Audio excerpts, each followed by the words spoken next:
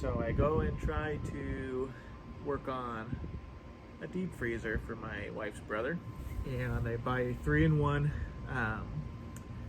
little starter solenoid for it. Everything I read sounds like this is all it needs to kick the compressor on. I plug her in, compressor's not going. I check the electricity going to it, and it's sending power to it, but it's not sending power to the startup. And I had this brilliant idea.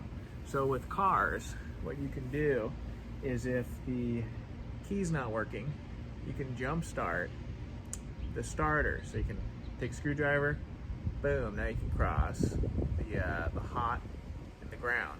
And what that does is it kicks the starter on. You don't need a key for it. I thought I could do the same thing with the compressor. You can't do the same thing with the compressor. Batteries in a car are 12 volts. Your home is 120 volts. And that showed because I took a screwdriver like an idiot, and I said it before I even did it. Now, this is stupid, and I'm gonna do it. And I shorted out the hot for a capacitor, which is basically like a high energy battery. I shorted that out with the screwdriver, and it instantly puffed my CFI. Thank God, because that could have fried all the wires going to my garage. Could have fried everything touching the fuse for that. Could have burnt out the fuse if I did that. Thank goodness my CFI tripped and it didn't ruin anything. I checked the fuse box, nothing tripped. Checked everything plugged into every outlet on that circuit, totally fine. It's been a few days, no ill effects. My CFI was so hot it took a few minutes for it to even be able to trip back. Luckily it did, and it's been just fine. But thank God for CFIs, man. That saved my house from being burnt down from my stupidity. Then after that, I decided I'm finally gonna test out my saws. I have my 350, my 330 I haven't even shown you guys yet, and I have that little 113. And I go, you know what?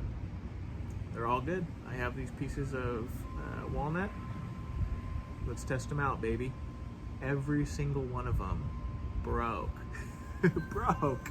The 350, not so bad, but it flooded. The carburetor,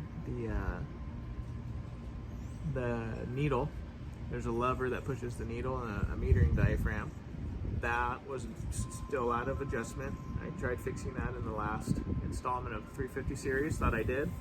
I didn't. So that was needing of adjustment still.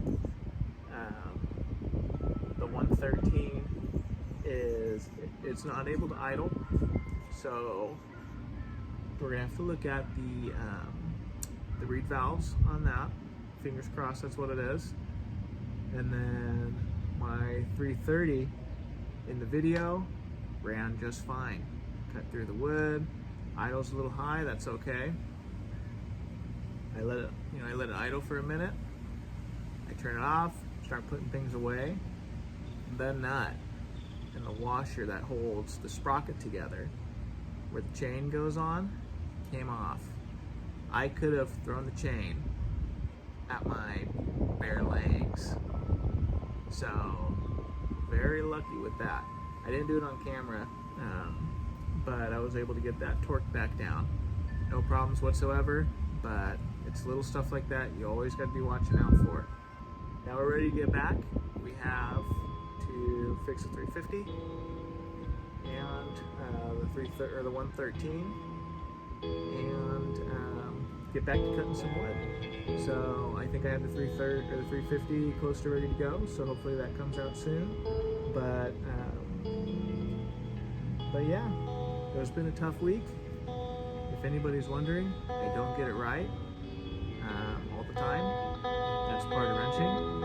Is you go out there, you try some things, and you pray to God you don't burn your house down. So till next time, try not to burn your house down. My life lesson.